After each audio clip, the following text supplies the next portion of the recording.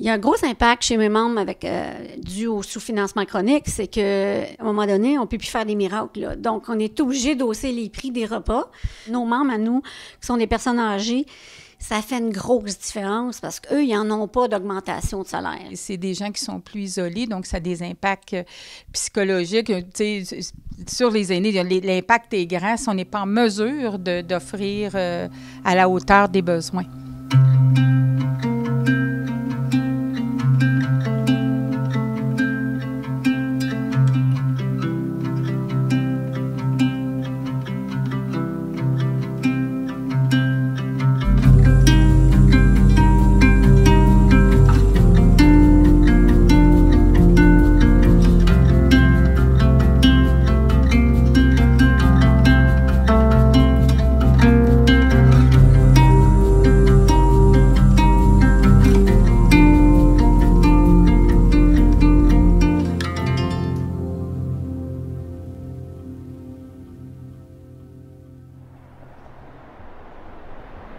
La maison de la famille, c'est unique parce que c'est vraiment une famille. Ici, on se sent chez nous.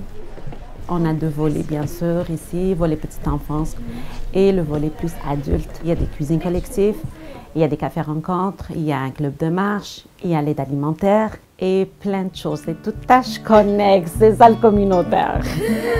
Regarde, entoure-le. Oh, il est là. On a des enfants à défis particuliers.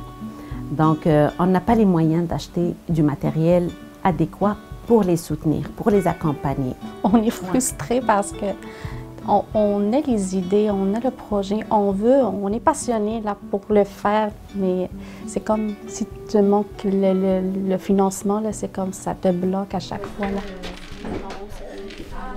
Ce qui serait important pour nous, pour être en mesure de remplir notre mission de façon adéquate et satisfaisante, ce serait que la subvention qu'on reçoit au niveau de la mission globale soit justement suffisante pour être en mesure d'offrir l'ensemble des activités, des services à nos membres et aussi d'offrir des conditions de travail adéquates et décentes à notre équipe de travail.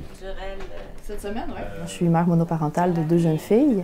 Le sous-financement chronique, ça a un impact absolument négatif. Par exemple, ici à la maison de la famille, il n'y a pas de services qui sont offerts en été. Quand j'étais bénéficiaire des services, moi, j'appréhendais le mois de juin avec beaucoup d'anxiété parce que l'aide que j'ai pu obtenir pendant l'année, les petites pauses que j'ai pu avoir, je savais que j'allais les perdre au mois de juin. Quand soudainement, tu te retrouves avec plus rien, c'est même pas un café rencontre, même pas un moment de répit, c'est de « je viens ici 5 fois par semaine » à 0. Ça crée de l'angoisse, ça crée de la tristesse. On se sent abandonné. Donc, ouais, le sous-financement, c'est grave. Nous sommes malheureux que ça fait, on va dire des années, pour ne pas dire des décennies, on est toujours dans le même scénario, je dirais. J'ai toujours eu le rêve qu'un jour, on arrêterait de parler de ça et on se concentrerait justement sur notre mission. Moi, à mon sens, on devrait plutôt prévenir que guérir, comme on dit toujours. Malheureusement, statistiquement et concrètement, ça se comptabilise mieux quand on fait du curatif que du préventif. Mais moi, je pense qu'à long terme, une société qui valorise davantage et qui investit dans le préventif, à long terme, elle va économiser. Et quand je parle d'économiser, je ne parle pas juste d'argent. Je parle à plein de niveaux. Un milieu communautaire fort à Laval, ça veut dire beaucoup de choses. On aurait une population lavalloise bien plus en santé, donc il serait moins dans nos hôpitaux et qui engorgerait moins les services de santé. Quand j'ai des gens qui sortent de la maison, moi, pour se retrouver en CHSLD, bien, j'arrête mon travail et c'est le réseau public là, qui commence à travailler. Donc, c'est sûr qu'on aurait tout avantage à avoir un réseau communautaire en pleine santé pour ainsi réduire tous les frais là, du réseau public. Dans une autre vie, j'étais avocate en droit criminel.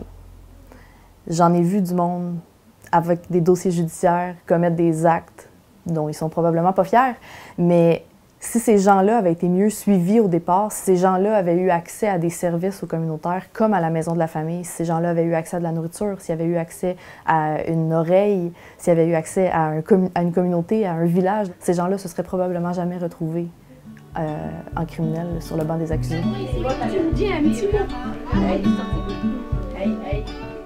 Il y a comme un proverbe qui dit ça prend un village pour élever un enfant.